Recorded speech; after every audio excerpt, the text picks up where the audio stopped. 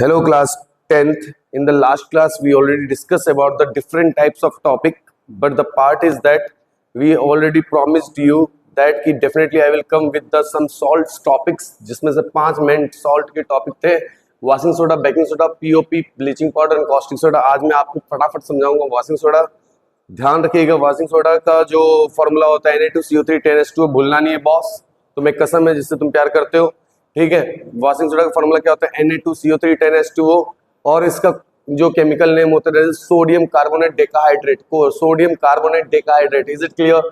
Sodium carbonate decahydrate. Now come to the preparation किस तरह से करते हैं। पहला स्टेप में NaCl प्लस H2O और NH3 को कार्बन डाइऑक्साइड के प्रेजेंस में जैसे पास कराते हो, दो तरह का प्रोडक्ट मिल जाता है, एक मिलता है बेकिंग सोडा, एक मिलता है NH4Cl। इसको समझाने से पहले थोड़ा सा ज्ञान आपको दे दूं। क्या ज्ञान देना चाहते हो सर? जल्दी बता दो, मजे से सुनना। एक चुटकी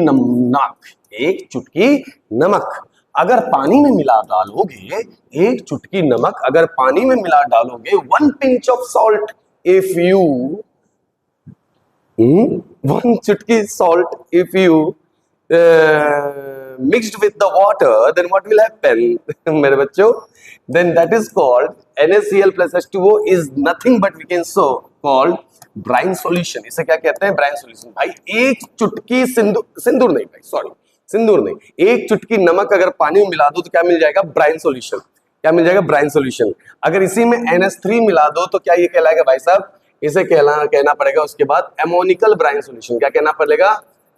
एमोनिकल ब्राइन सॉल्यूशन। मजे से पढ़ेंगे यार, मजे से पढ़ेंगे। ठीक है, सॉरी फॉर लेट, आपके पास वीडियो पहुंच रहा है क्योंकि थोड़ा तबीयत खराब चल रहा था, इस कारण से थोड़ा लेट हुआ। एमोनिकल ब्राइन सॉल्यूशन। ठीक, अब इस एमोनिकल ब्राइन सॉल्यूशन में जैसे CO2 गैस पास कराओगे, जैसे CO2 गैस पास करवाओगे तो आपको दो तरह का चीजें मिलेंगी, एक मिलेगा प्रोडक्ट, एक मिलेगा बाय प्रोडक्ट। एक मिलेगा प्रोडक्ट, एक मिलेगा बाय प्रोडक्ट। बाय प्रोडक्ट को साइड कर दो। बाय प्रोडक्ट क्या मिलेगा? NH4Cl। जिस प्रोसेस से करते हैं उस प्रोसेस को कहते हैं सॉल्वे प्रोसेस। कौन सा प्रोसेस करते हैं भाई साहब? Solvay process. सॉल्वे प्रोसेस भूलना नहीं। तो सॉल्वे प्रोसेस का जो इंडस्ट्री होता है उसमें से NH4Cl को क्या कर देता है? बाहर। ठीक है, और क्या रख लेते हैं? NaSCO3। NaSCO3 लेने के बाद जैसे ये प्रोडक्ट तैयार हुआ, देख रहे हो NaCl, एक चुटकी नमक को H2O से मिलाओगे तो बनेगा ब्राइन सॉल्यूशन। NH3 मिला दोगे एमोनिकल ब्राइन सॉल्यूशन। इज को कहीं ना कहीं CO2 पास करवाओगे तो दो तरह का चीज मिलेगा, एक मिलेगा main product NaSCO3 plus NH4Cl, और जैसे ही NaSCO3 को जैसे हीट प्रोवाइड करने लगे मेन प्रोडक्ट तुम्हें मिल जाएगा जिसको तुम्हें चाहिए था Na2CO3, और उसको आउटपुट में क्या मिलेगा? H2O और CO2। मेरे बच्चों इसको ध्यान रखिएगा।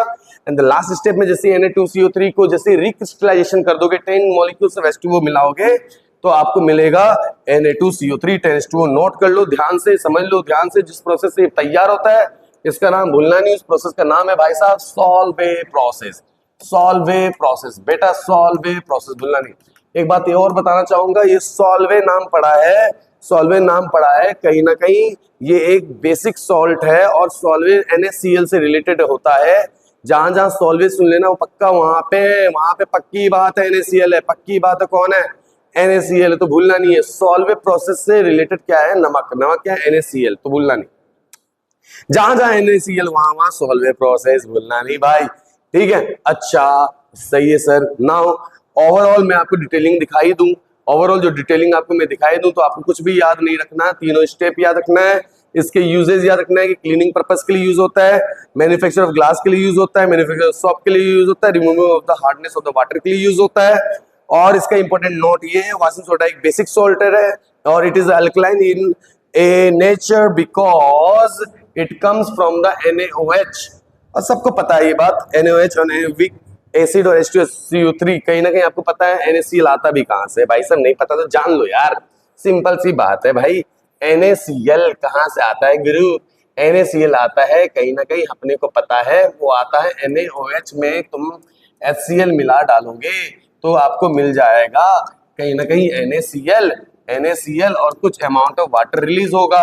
तो भूलना नहीं भाई, ये मेन स्ट्रॉन्ग बेस के वजह से बनता है। और यहाँ पे आपको ध्यान रखना है कि जो NaOH है उसको कहीं ना कहीं वीक एसिड के साथ इंटरलिंक करवाते हैं तो हमें NaCl मिल जाता है, जिसको अगर तुम भूल गए तो गड़बड़ हो जाएगा।